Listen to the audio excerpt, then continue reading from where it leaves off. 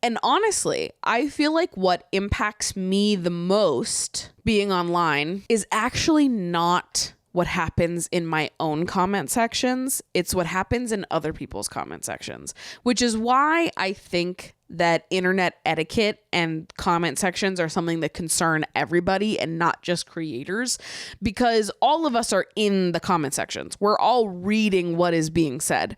Everyone's impacted by that, not just the person creating the video, because we all resonate with people that we see online.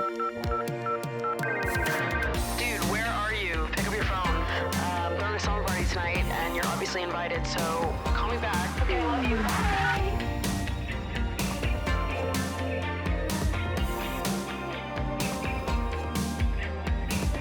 What's up, you guys, and welcome back to Emotionally Online, the weekly slumber party for spilling guts and sharing secrets, hosted by yours truly, the one and only Maddie Drosbeck. It is October.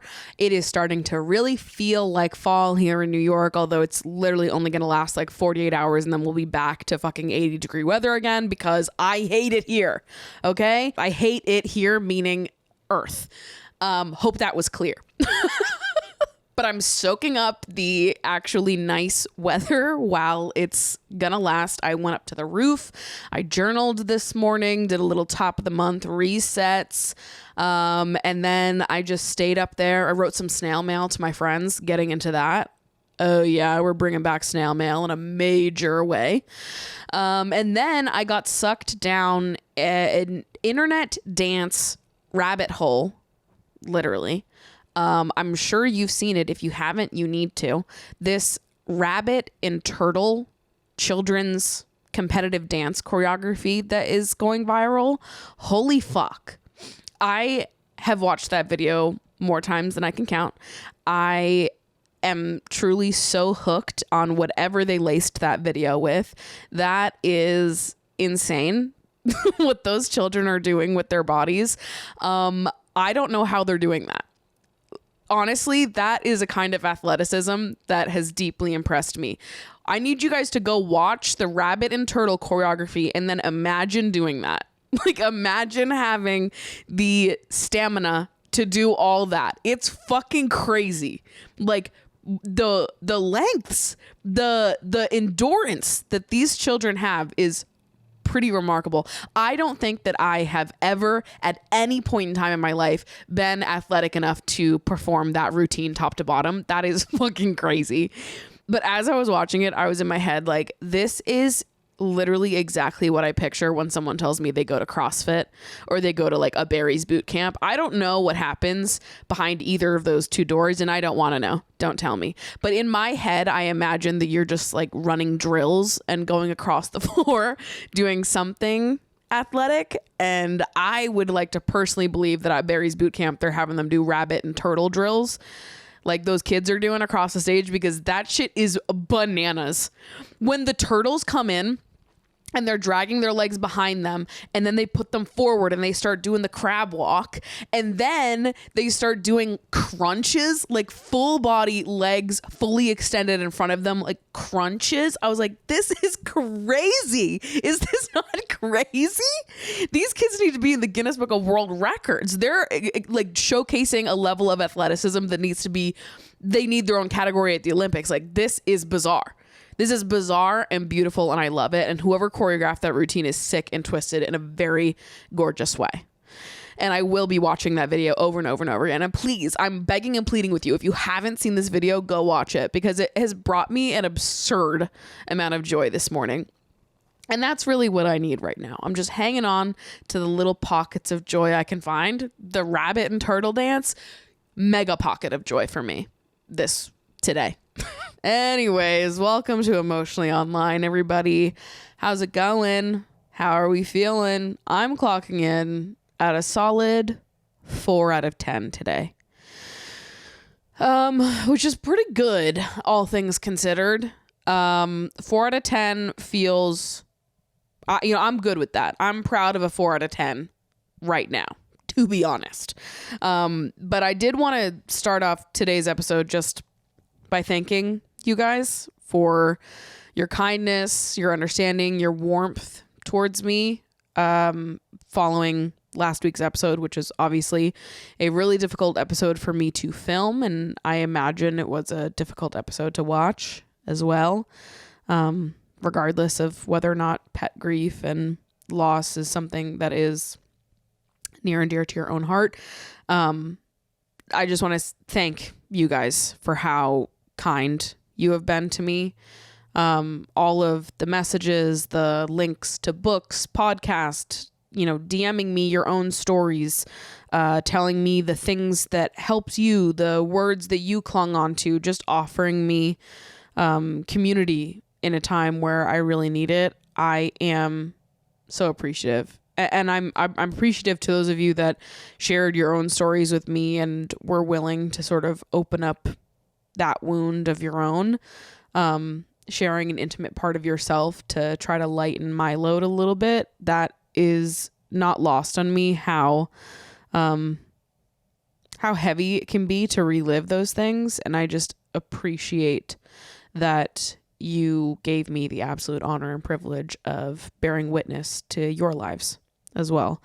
It's been really helpful for me. I think community is really the only medicine for this right now. It sucks.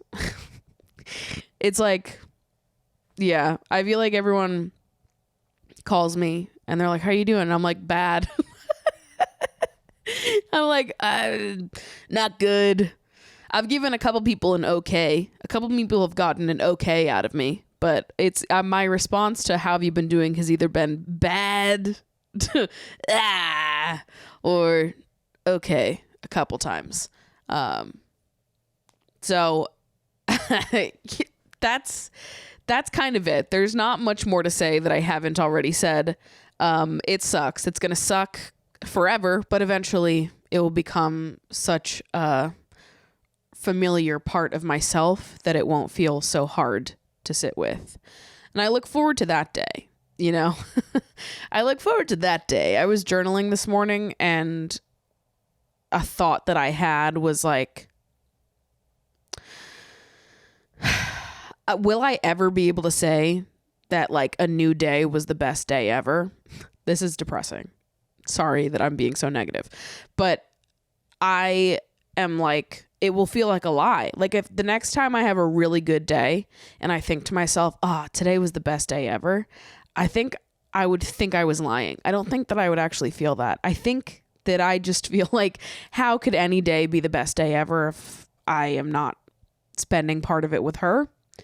And it's hard for me to imagine ever feeling like I'm not missing out on something ever again. I can imagine that things can be good. I can imagine that I can be happy, that I can have a great day, but it will never be the best day ever again. And that's a weird feeling. Yeah, I don't know. I don't know. And also I know that many of you understand what I'm thinking and feeling right now. So I'm sure that's not an unfamiliar thought to have at this stage of things. Anyways, your kindness has meant a lot to me. I've also ran into so many kind strangers over the last couple weeks. It's kind of been crazy. I've had a lot of really nice Uber drivers. Like last week or the week before, I was coming home from a movie late and I took a car. And when we pulled up to my building, the driver asked me if I wanted him to stay and make sure that I got into my building safely. He asked it like in such a gentle and concerned way. I'm like, do I just look sad? Like, do I just have this sort of lost and confused and sad woman look on my face? Like, how does everyone know that they need to be nice to me right now? I don't know if it's just I'm getting lucky. If I look really sad, I enter a room and it's like this woman has a dark cloud above her head. Like, I don't know what it is. I just know that everyone's been really nice to me. I thought that was nice when this Uber driver did that. I was like, that's really sweet. And I've noticed some drivers just do that. Like they will pull up to your building and then they won't drive away until they see you get into the building safely. I've noticed that sometimes drivers will do that. But nobody's ever asked me if I wanted them to before and like seemed to check in on me in some way. Like he was really quite gentle in his asking of me. Like it seemed like he knew that something was wrong with me. And then a couple days later, I was in another Uber, and halfway through the ride, the driver turned around and he was like, "You look like you need a coffee." I was like, yeah, crazy week. you know, whatever I said. I don't remember what I said. And he literally pulled off into a Dunkin' Donuts and got me a coffee. I was like, what is happening? Why is everyone being so nice to me? What the hell is going on? So that was really nice. There's been a lot of people like that. Those are just like 2 examples of strangers that have been so nice to me. I talked about a couple of them in last week's episode too. Like I just have been so moved by how nice everyone has been to me. Like it's kind of crazy. It has really warmed my heart and made me feel like, oh, okay. Like I am well supported and taken care of by people who know me and love me and, spend time with me intimately, and also by people that I have only met in passing. Like everything sucks in my own personal life and in the world at large. Like it's just like a really fucking shitty timeline right now. And I think having little passing interactions like this with people just sort of restore a little bit of the faith that, gets lost, that slowly grates away over time. And this is also why I will never, ever feel receptive to listening to when people say that New Yorkers are mean. That's crazy. That's literally crazy, because I have sincerely never in my life met anybody nicer than the strangers that I come across living in New York. And this is verified research as someone who's lived here for 10 years. So I can't believe that. Can you believe? Every time I think about the fact that the stereotype for New Yorkers is that they're rude, I'm like, so how long have you been in New York? And were you being the asshole, actually? Like, were New Yorkers rude to you because you were being the weirdo? Have we considered that? Have we considered that New Yorkers are just truth tellers? Okay. And maybe you were being a weirdo? Have we considered that? I also had an insane experience in the movie theaters after I picked up Mango's Ashes. I went to go see the movies. I went to go see the movies. I went to go see a movie, and I had to go pick up Mango's Ashes. And I was like, let me just hit 2 birds with 1 stone. I will go do the difficult thing. I will just, it was a day of doing a lot of painful things. And I was like, let's just fucking go rip the Band-Aid off. I actually think it was the day I recorded the podcast. So I went and I picked up her ashes, and then I went to Alamo Drafthouse afterwards, and I just watched a movie with her ashes on my lap.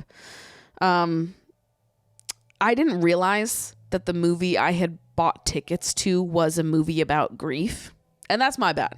Okay, that is my fucking bad for not looking into the plot synopsis of this movie. But I was just thinking that I was safe, that I was going to go in blind, because June Squibb, it was the leading actress, and I love June Squibb, and she is such good vibes. So I was just like, okay, this is going to be good.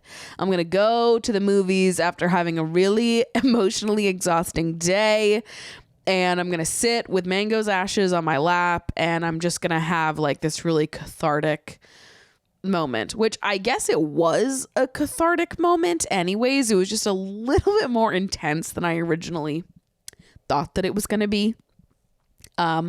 So then there I was, and as I'm sitting there, I'm picturing looking at me from like a bird's eye view, and I'm like, this is crazy. I'm sitting in a movie theater right now with my dead cat's ashes on my lap, watching a movie about grief, hysterically crying. If anybody in this theater knew what was going on right now, they'd be like, you are an interesting woman. Maybe not the choices I would make. And I would say, me neither. Me neither. Not the choices I would make either. But here we are. Sometimes you don't even understand the choices that you're making when you're making them.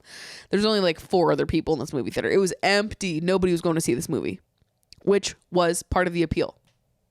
But there I was in the grief movie holding my dead cat's ashes in my lap. I was like, this is a little crazy. Hey, this is a little crazy, queen. But here we are. Live to tell the tale. Have started smoking weed. I know. Very unlike me. Because, as longtime listeners may recall, I usually don't like weed because it makes me nonverbal.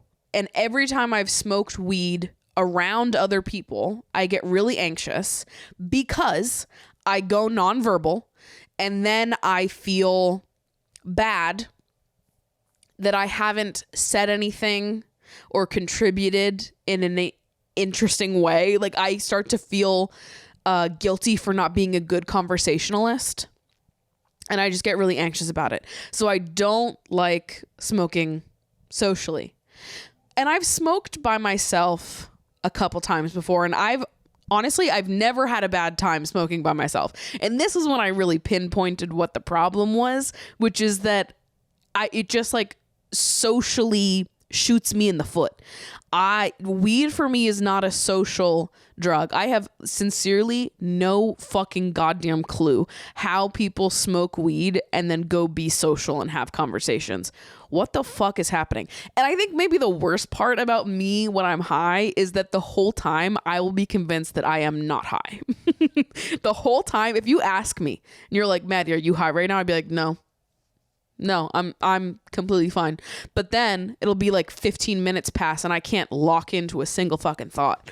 And I'm like, okay, wait, maybe I am high. I don't feel any different, but my brain, it just makes me stupid. It makes me dumb and sleepy. I will be sitting there thinking, no, I'm not high. And then 15 minutes will pass and I'll be like, whoa, I don't think I latched on to a single thought that entire time because my brain is in constant internal monologue. There's never a quiet moment up here. Weed makes everything go away, but I will be like, it's fine. I'm totally not high right now, but it's just silence inside my head. And then I'm trying to have a conversation with people, but I really can't latch on to my thoughts as quickly as a conversation requires you to. I can text when I'm high, which I have discovered this week, but it's because there's more time in between responses. So I don't have to like really lock in. It's like I send one text, wait a couple minutes, someone texts me back. All right, I can read that, respond to the one. It's like it moves in slow motion with my brain. So texting is fine, but having an in-person conversation with someone when I'm high, that's what gives me anxiety because I'm like, my brain is moving way too slow to contribute meaningfully. And if I can't contribute meaningfully, then I don't want to contribute at all. Like I feel uncomfortable when I can't just like show up. Maybe this is a recurring thing for me actually, because this becomes true for many things. This is kind of funny actually, now that I'm thinking about it, because I said something last week about how I felt bad asking my friends to come hang out with me when I was having the worst day of my life, because I knew that I was such bad vibes, and they were like, shut up. You don't have to be good vibes right now. This is what friends are for. And I'm like, for sure. No, I also agree with that. And I would feel the same way about any of you. But for some reason, I just feel, I don't know. And it's the same thing. I mean, not the same thing. A very different thing, but similar. In that when I'm high and I can't contribute, I can't show up the way that I want to. I'm like, well, now I'm panicking. But I think it's also because I know that other people don't have that reaction. So other people around me are smoking and conversating like normal, and I smoke, and all of a sudden I'm like, thinking of nothing, frozen in time.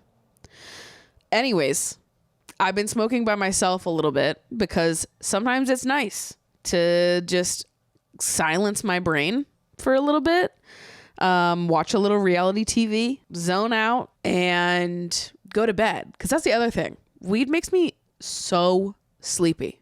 How the fuck are you guys smoking in the middle of the day? I don't understand. But anyways, I found a use for it in calming my overthinking at the end of a particularly heavy day. There it has been helpful for me. if I just want a little bit of peace and quiet while I watch The Valley, while I watch Jax Taylor be a fucking menace, okay? My brain needs to shut up so I can listen to Jax Taylor's brain, okay? Because that's a scary movie. And it's the season, it's time, okay? We got to get those scary movies rolling. So Vanderpump Rules, I finished it. Now I'm on The Valley. I'm about to finish The Valley too. I know, I've slammed it. I'm probably going to start Real Housewives of Beverly Hills after, because it just feels, I don't know. I asked on Instagram which Real Housewives franchise I should watch first, and everyone was telling me either Beverly Hills or Salt Lake City. People clearly love both of them. They were suggesting Salt Lake City because it's only like 6 seasons, so it's easier for me to catch up on. Good selling point. But other people were like, well, if you want to follow the thread and stay within the Vanderpump cinematic universe, you should probably do Beverly Hills to learn more of Lisa's backstory. And I was like, you know what? I think that might be what I do. Just to keep things organized in my brain. I go from Vanderpump to The Valley to Real Housewives of Beverly Hills, which is like 14 seasons. So I'm going to be there for a long time. And then once I'm done with Beverly Hills, I'll probably watch Salt Lake City. I'm clocked in, okay? I'm Bravo's newest unpaid employee, all right? I'm going to be here watching Bravo television for quite some time. So we've got time. Lucky for all of you and for all the Bravo heads that maybe stumble across this, I am a, veteran when it comes to reality television shows with a fuck ton of episodes. Okay? I'm a Love Island head. I've seen every season of Love Island UK. I am no stranger to a 50 episode TV series and watching 12 of them. Okay? This isn't my first rodeo. So, listen, I'll slam Real Housewives by the end of the year. I think I could slam 14 seasons of Real Housewives of Beverly Hills by January 1. Is that crazy? I actually don't know if I can do that. I actually don't know if I can do that, but I can try. A girl can dream.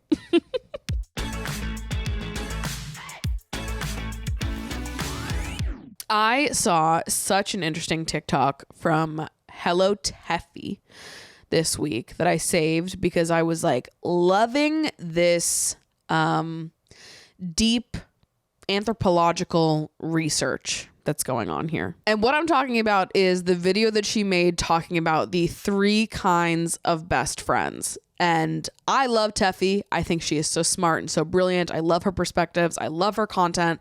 And this piece of content was no exception. I thought that it was brilliant. The understanding and breakdown that she came up with resonated with my brain.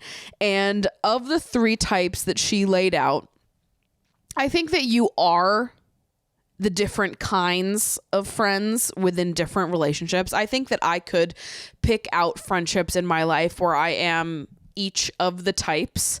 But I think I lean towards being 2 of the types more frequently. There's one that I feel I'm less of than the others. And I'm interested to see if you guys feel similarly once I tell you what they are. The 3 kinds of best friends that she lays out. Number 1 is the historian. They've been here for the long haul. They know your lore, know the history of you. They can remind you of where you've been and where you're going. They've seen you at both your best and your worst. They've seen you through multiple different phases of your life. They've known very different versions of you. They are the people who hold your story for you when you forget it. That was a quote from Teffy. Which I loved. And obviously this is a friendship type that really resonates with me, because a lot of my friends are people that I have known for a very long time. Ashley and I have been friends since the 1st grade. August and I have been friends since 6th grade. Kayla and Destiny, we've been friends since 7th. Like, there are many, many people in my life that I have known and loved from my childhood years. To those people, I will be a historian. And honestly, it's crazy to get older, because I think for so long I was like, I have these friends from middle and elementary school who I've known for so long, and so I would be a historian to those people. But I think I'm probably also the historian friend to my friends from like college too at this point, which is kind of crazy. But like, we've been friends for 10 years and we've been so many different people in the span of that time, ages 18 to 28. So I'm like, I think that I would probably consider myself a historian friend for someone like Ellie too, who was my roommate freshman and sophomore year of college, which is crazy. Like, thinking about being a historian friend to someone that I met in college is crazy, but like, that's 10 years. That's a long time. That is a long time. The next best friend that Teffy talks about is the cheerleader. When you're scared to take the leap, scared to move into this next chapter, make a big decision, make a scary call, they're going to be the first person you pick up the phone and ask for the perspective of. They believe in you before you even believe in yourself. They will be the first people to, you know, help set boundaries on your behalf. You have a big audition the next day. You know what? Let's not go out late tonight. Let's make sure you get home early, get a good night rest, because I want you to succeed. I want you to show up as the best version of yourself. So I am going to show up for you in ways that make that easier, in ways that compliment you and push you to be the best version of yourself, the version of yourself that I know yourself to be. They are just ride or die in your corner, cheering you on, always want you to win. This person can also sometimes sugarcoat things, and that's not a bad thing. I think sometimes a lot of times we need friends who are just gentle with us and let ourselves, you know, forge our own paths, figure things out on our own. And we just need someone to sort of cheerlead us while we go through that on ourselves, on our own. The cheerleaders just want to support you and see you win. Sometimes sugarcoating can be a part of that story, but that is not necessarily a bad thing. Sometimes we need the sugarcoating. Sometimes the sugarcoating tastes fucking good. Okay. And then the third kind of friend that Teffy talked about is the truth teller friend. These are the people that will tell you when you are shrinking yourself for this person. They'll tell you when you're above this. They are accountability with kindness. Teffy says honesty without compassion is cruelty, which I totally fucking agree with. But the truth teller friend is someone who knows you to your core and will hold you to the standard of who you are. They are someone who's going to be brutally honest with you. Obviously with compassion and tact as always, because that is a necessary part of being the truth teller friend, but they are not going to sugarcoat things for you. And I do think that you can sort of overlap and be multiples of these. Like, I think that the historian and the truth teller and the historian and the cheerleader kind of go hand in hand. The historian to me is just, that's kind of like on a different level, because you can be a historian truth teller and a historian cheerleader, but you can't be a truth telling cheerleader. You know what I mean? You know, like, we're not necessarily looking at an equal Venn diagram, but like a Venn diagram of sorts. Maybe the historian is in the middle, and then on either side you have the cheerleader and the truth teller. And I think in different friendships, you could be any of these people. Now, looking at myself, I think that I'm definitely more prone to being a historian towards the people that I've known for a really long time, and also the truth teller, both towards people I've known for a really long time and newer friends of mine. The cheerleader, I also think that I am sometimes, but I think more often than not, I'm going to lean truth teller, mostly because I'm always going to have something to say. Mostly because I do have a podcast, because I cannot stop fucking talking. So I do think that it is difficult. It is actually physically difficult for me to sugarcoat something. If you need sugarcoating to happen, I'm usually not the person to go to. And so I think when I really love someone, it's the older sister in me. I'm a little protective. I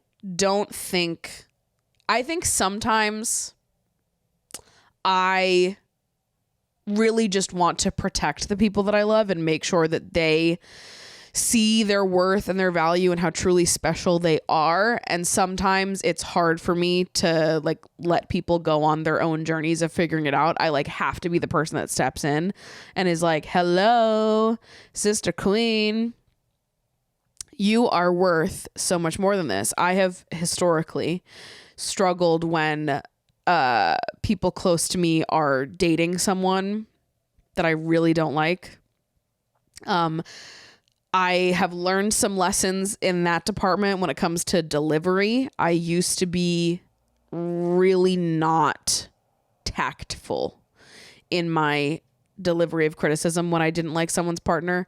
Lived and learned. This is something, you know, you go through that in your high school, college, early 20s. And I think that by the time you reach your late 20s, you've been through it enough times that you know how to have a more compassionate, honest conversation, which is how I feel about myself now. But there were definitely times in my life where I was a truth teller friend, but I didn't always know how to say things the right way, or I would be too protective or too passionate, and I needed to be a little bit better of a listener. But even then, I did lean towards being the truth teller friend. I am very rarely the type of person who will have an opinion and not say it out loud if I love you. If I love you and we're besties, like if we are best friends, there's no fucking shot that I'm not going to tell you that I'm a little concerned about your loser boyfriend. I am the first person who's going to say that. But I think as a truth teller, over time, I have honed this skill and I have become decent at having those kinds of conversations. Again, honesty without compassion is cruelty. Being honest is great. You have to be compassionate when you do it. But I think I have a harder time being the cheerleader with people that I know really well. That's not to say that you can't be that or that the cheerleader friend is of lesser depth, because I don't believe that to be true. That's just not how I operate. But it's also a personality thing. Like it really all goes back to like the eldest daughter of it all. Because I really do feel like that's the best way I can describe myself, or where it feels like it resonates the most with me. When I was younger, I never felt like I was warm or sweet. Like I felt like I was always worried that people perceived me as cold, because sometimes I'm a little bit shy. And that was something I really internalized about myself in my early 20s. And it always felt uncomfortable to me, because I felt like a really warm and inviting person on the inside. But then I always felt like other people didn't perceive me that way because I was less social than they expected me to be. Or maybe, you know, people see you one way on the internet. And then they meet you in real life. And I'm not even just talking like having an audience. I'm talking like in college, people meet you on social media first, you know, through Facebook, through Instagram, whatever. You like connect more virtually before meeting in real life. And I always was like, you know, I'm an egg you got to crack open sometimes in person. I think that it takes me a minute to really warm up. And I always worried that people thought that I was cold because of that. And again, it bothered me because it felt like a mismatch with how I saw myself. And also there was parts of me that felt like I couldn't be described as warm or sweet, because I also had a very clear, fiery side to me. I'm passionate. I'm ambitious. I'm protective. Like I can be a bitch. I can be a bitch. Okay. And I know this about myself. So sometimes I would be like, am I warm? Like, am I a sweetie pie? Am I a lover girl? Because I'm kind of also intense. And then we get into like the too much of it all. And ultimately, I think understanding the like archetype of the eldest daughter, it all makes sense to me, because I'm like, oh, no. None of these things contradict each other. It actually all makes sense. You are the oldest daughter. I am sweet. and loving and warm, and I'm also protective, and I'm also larger than life. I'm the first one to ever do it, baby. Okay? I came up on the scene. I was the first one here. Okay? I set the trends. I set the trends. I invented what it meant to be a draw spec in the year 1997. All right? None of you bitches were here. It was only me and my mega brain cooking up what it was like to be a draw spec sibling. Okay? I was the blueprint. You know, it's like you have this genetic warmth and sweetness towards these people who are an extension of yourself. You know, I was 2 years old when my first sibling was born. I got to watch all of my siblings come into the world. I have a genetic affinity towards them, this love and warmth and connection. And also exteriorly, I am deeply protective of them and can be kind of hardcore, and also a bitch to other people who fuck with them, and also sometimes to them, because at the end of the day, we are siblings, and siblings fight. You know, when we were kids, we didn't really fight now. Well, let me not get ahead of myself. But I think the vibes of an eldest daughter really also toe the line between this like sweet, introspective, towing the line between both generations, being the point person for your parents and also for your younger siblings. You have this warmth to you and this lovey-dovey side, yes. And also you have this harsher, more intense part of you as well. And neither of these things contradict each other, but you might feel that they do. I have spent so much of my life feeling like a walking contra-fucking diction. And it feels so good to now as an adult be like, these things actually don't contradict each other at all. And I can be a soft-hearted, emotional lover girl and also be bold and direct and ambitious and larger than life. And in many ways, these things make complete fucking sense. But I think for a lot of my life, I felt like they did contradict each other. Anyways, I don't remember why I got on that tangent, but surely whatever it was important. Anyways, the thing that Teffy lands on at the end was that one grounds you, one expands you, and one keeps you honest. And she said that you need to have all three kinds in your life. And if you look around at the people around you and you don't know, or you feel like you're lacking in one category specifically, there's your focus. That's what it is that you're looking for. Honestly, Ashley would be a good person to talk to about this, because Ashley is definitely a historian friend to me, but she's also definitely been a cheerleader friend to me as well. And I think I get this like deep understanding, knowing of me completely, being able to give me great and honest advice because she knows me better than literally anyone else. And she is also consistently the person who is in my corner rooting for me over every other living person. And that's not to say that Ashley isn't also a truth teller friend. Maybe Ashley's just all of them, because she's perfect. And she is. Ashley Olafson, you are perfect. A message from me straight to your ears if you're listening to this. Everyone is all three, but which two are you more often? And I feel like I'm probably more often the historian and the truth teller, and I feel like Ashley is probably more often the historian and the cheerleader. But Ashley, if you're listening to this, let me know what you think. Okay, thanks.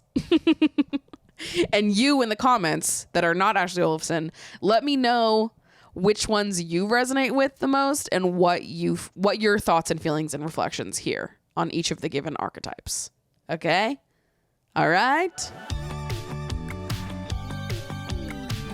Let's do a couple of audience submissions before throwing it on over to the post show. I know that you feel a lot more confident about yourself than you did in your younger years. Being online a lot and having platforms, how do you tune out other people's negativity? When it comes to negative comments referring to your body, weight, etc., When I'm online, people are very nasty in the comment sections and horrible. And I have a hard time tuning that out and feeling confident in myself. I see a lot of body shaming online, and I mean a lot. I have a couple of answers. Number one, I think that the older that I've gotten and the more secure in myself and my perspectives, my beliefs, what I believe is morally right and wrong, the ways that normal, well-adjusted, kind people speak to other people on the internet and those who don't, like the more secure I have become, not only in my physical appearance, but also in like the values that I think people that I would value the opinions of would have. The more secure that I've gotten on those things, the less things like that have bothered me. To be honest with you, the comments on my body that people leave have really not impacted me for a while. And it's just because I think that to be the kind of person that comments on someone else's body in the way that people have done to me, I think you have to be truly so rotted.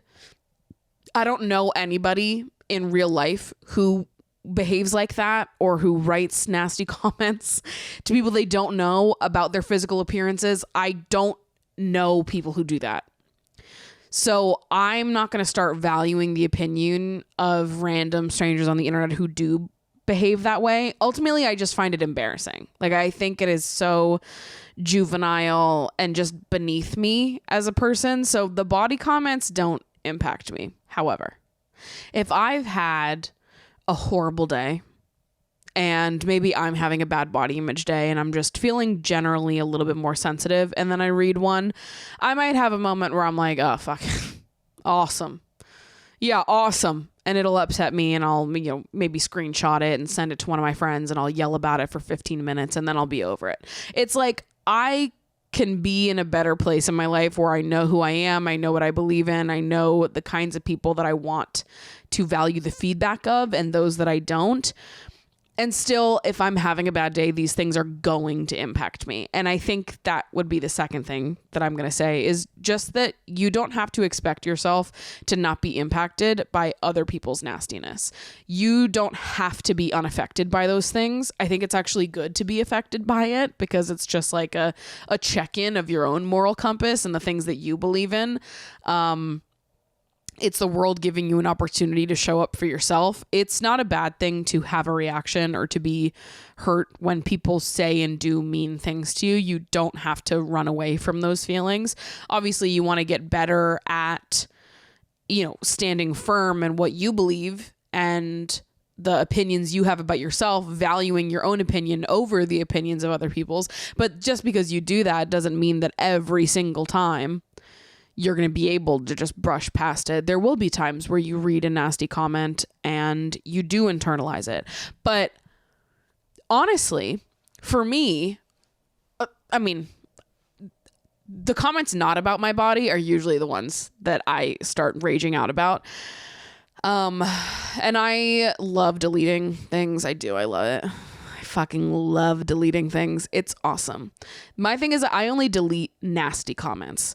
So, and even if I was deleting more than that, guess what? It's my fucking corner of the internet. I can do whatever the hell I want here. Okay? If you want to talk your shit, you can go ahead and make a YouTube channel. All right? If you want to talk your shit, you can go ahead and put your face on something. But most of the time, these people, they have no desire to like actually put their face to the things that they're saying. They just want to like yell into the void and ruin someone else's day because they have very little going on in their lives and they need this. They need this to feel good about themselves. But I'm a big fan of the block button, huge fan of deleting things that are just simply not allowed in my corner of the internet. And honestly, I feel like what impacts me the most being online is actually not what happens in my own comment sections. It's what happens in other people's comment sections, which is why I think that internet etiquette and comment sections are something that concern everybody and not just creators, because all of us are in the comment sections. We're all reading what is being said. Everyone's impacted by that, not just the person creating the video, because we all resonate with people that we see online. Which is also why I'm a heavy policer of my comment sections when I can. Because I know that there are other people reading them that resonate with me, that look up to me, that feel similar to me. So seeing someone say nasty things about my body or, whatever else about me, that's not only a dig at me. That doesn't only impact me. That also impacts people that see themselves in me, that feel like they resonate with me, that feel like we have things in common. I honestly feel like the things that impact my own self-esteem, or the things that rattle me, are things that I see in other comment sections that are less wonderful. Like, if you look in the comment sections of my content, like 99% of those comments are going to be good. 99% of them are going to be kind and thoughtful and beautiful. And there's the, occasional 1% of people who are just nasty and weird. Or if I have a video that blows up beyond my audience, then those comment sections are going to be the wild, wild west. But for the most part, like, this corner of the internet is one that is, safe, and people who are like-minded have found my content. The people who consume this content are the people who want to consume it. And maybe that's more true for long form content, because if you're sitting through, 45 minutes to an hour of content each week, assumably you like it. And if you don't, and you're watching it anyways to be a hater, you are a real weirdo. And at the end of the day, like, I win every goddamn time, because if you hate me and you're spending this much of your life consuming me, that's a fan. You are a fan, babe, and I don't know how to help you with that. But I think with short form content, you don't have to commit that much of your time to consuming content you dislike in order to be a hater. This is why I hated TikTok so much, and why I would always leave that app being like, oh my God, the world is bad. Everyone is bad and nothing is good. And I would be so doom and gloom. And it's not because of what people would say to me on TikTok. It was in observation of what was happening in other comment sections on TikTok, and seeing like the worst take imaginable about body image. And then seeing that video has like 40,000 likes and just thousands of comments of people saying the most fatphobic shit you can imagine. Like, that was the stuff that bothered me, because I was like, oh my God. If I was just looking at my corner of the internet, it's like the rogue person that I can be like, ew, what a loser. This worm that found its way into my comment section. Ew. But then on those TikTok comment sections, I was like, oh my God, like, I'm the minority here. Like, this is unsafe. I'm in a comment section with 40,000 fat phobes. This is the bad place. Like, this is not good. So I actually feel like my sensitivity on the internet more comes from other corners of it and less policed comment sections, generally short form comment sections, to be specific. Because I just think that there are some real brain dead haters on that application. And to be honest with you, the only thing that has helped with all that stuff is limiting my amount of time on those kinds of platforms, getting ahead of my screen time, not spending that much time on my phone in general, and going to therapy and being able to talk to someone about the things that are weighing on me and the things that are influencing the way I feel about myself, and breaking down why I was impacted by, something I read online or saw someone say, and how that connects to something else that's happened in my life. Like, breaking down why I am triggered by the things I am triggered by, and then learning how to feel more power over those sections of my life, or those memories, whatever it is that trigger was connected to. Therapy has been big for things like that. But yeah, kind of a three-pronged answer here. Part of it is grounding yourself in what you know to be good behavior versus bad behavior, the kinds of people that you would take feedback from and the kinds you wouldn't, allowing yourself to be hurt and to feel offended by people being nasty online. You definitely don't have to put on a brave face and act like you're totally unfazed by it. That would be kind of weird if we were. I think it's normal to have a reaction to things. And then like leaving the weirdos to be weird in their corner of the internet and letting yourself consume content that makes you feel good, stay out of the comment section if it's not making you feel good, and ultimately limiting your time in the corners of the internet that don't make you feel good. That's why I still to this day don't really go on TikTok that much. I had a year where I deleted it off my phone. Now it's back on my phone, but I probably go on TikTok for a grand total of like 20 minutes each week. I'm not on there because I don't really like it. I think those comment sections are crazy and I just don't want to read it. So I don't. And I think if you are dipping your toes in each of those three ponds, eventually you'll reach a place where you feel, solid enough. I'm fazed by things all the time. I'm bothered by things all the time, but I know that I have the tools. I know I have the emotional toolkit to process those things and, get to the other side of it without having my self-image be super rocked. And that just comes in time, I think. But the body shaming online has gotten crazy. You're not losing your mind. It has gotten bananas. And a lot of those comment sections are absurd. But I think there are pockets of the internet that are sort of untouched by people like that, especially on long form platforms where you would need to be like a real weirdo to dedicate that much of your time to getting that far in the episode. Like who is listening right now? If you gotten to this point in the episode after, an hour of me talking, assumably you liked the show. Assumably you liked what you were listening to. If you're getting to this point in the show and you fucking hate my guts, we got bigger problems. So pick your poison, I guess. And you know what? That is actually a fantastic segue into what I wanted to talk about today on the Patreon. So you know what? I will leave it for the after show. If you'd like to come join us, you can join the Patreon, Lover Girls HQ, where I do a weekly bonus podcast after show. We also have a group chat going over on Discord. Last night we did the September live stream.